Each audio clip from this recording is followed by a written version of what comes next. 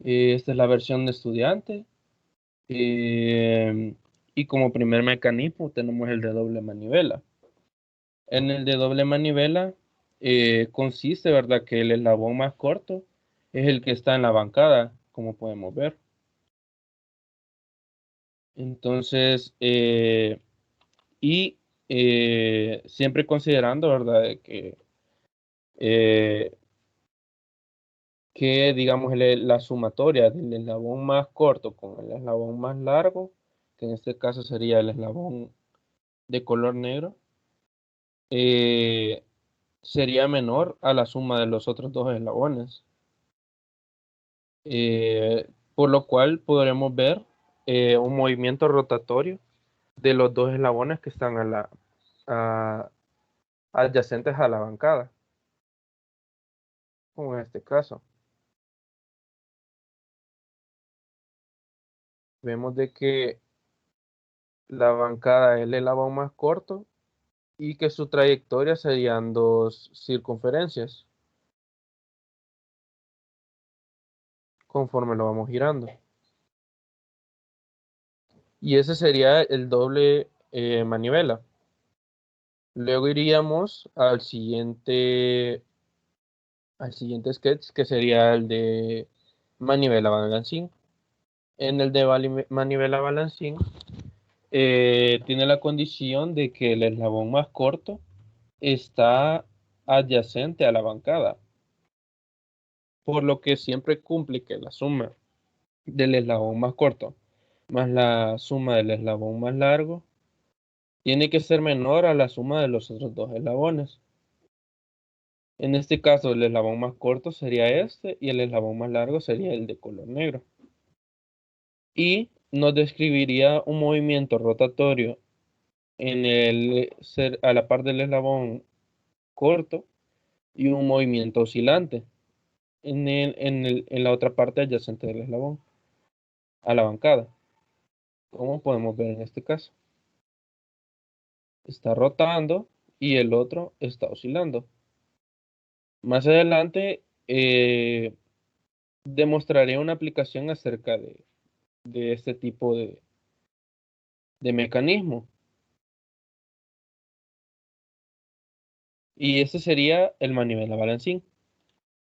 Luego iríamos al doble balancín, que tiene la particularidad de que el eslabón más corto es el que está opuesto a la bancada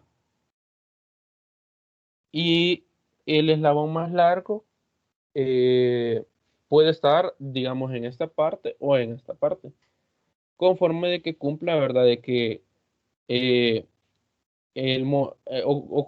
conforme eh, ocupa un movimiento de restricción, por lo que este eslabón y este eslabón no pueden hacer un movimiento giratorio.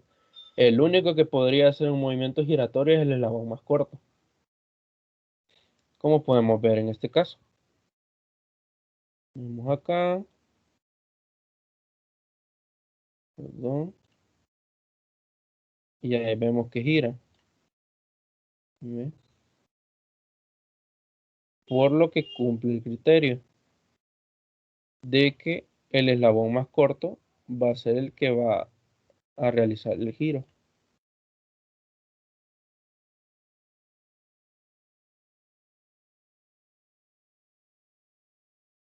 Ahí está. ¿Ve?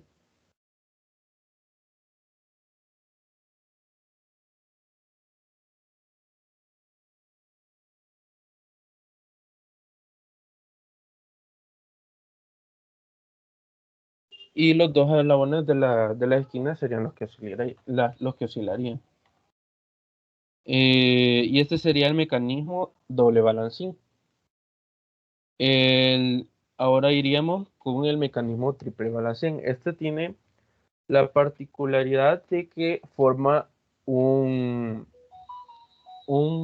eh, un paralelogramo, por lo que veríamos que ninguno de estos eslabones cumpliría con una oscilación, por lo que al inclinar este, vemos que hasta ahí nos deja,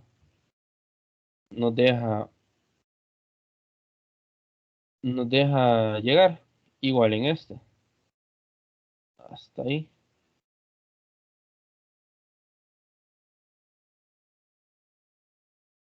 Y ese sería el triple balancín.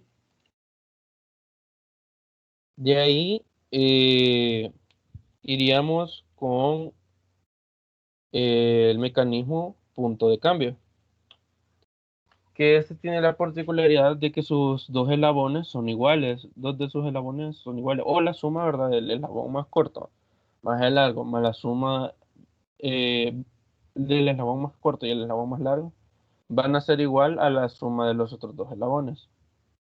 Por lo que vemos ver, si nosotros pusiéramos un motor aquí eh, y girara en sentido horario, o bueno, en sentido antihorario o horario, veríamos de que eh, como una, como una uniformidad al momento del cambio. Con una animación mucho más uniforme se podría ver. A veces se traban los eslabones. Por ejemplo, si agarro este, ahí está. Ujú. Se puede ver de que si va en sentido horario, los dos se ve como un sentido uniforme, ¿verdad? De giro. En cambio, si es un sentido antihorario, se puede ver esto, que como que hace un medio cambio, se vuelve un manivela balancín.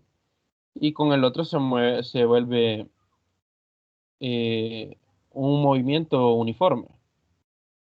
Por lo que esos serían los mecanismos que hemos visto de los criterios de Grashow y cada uno fueron simulados en Inventor.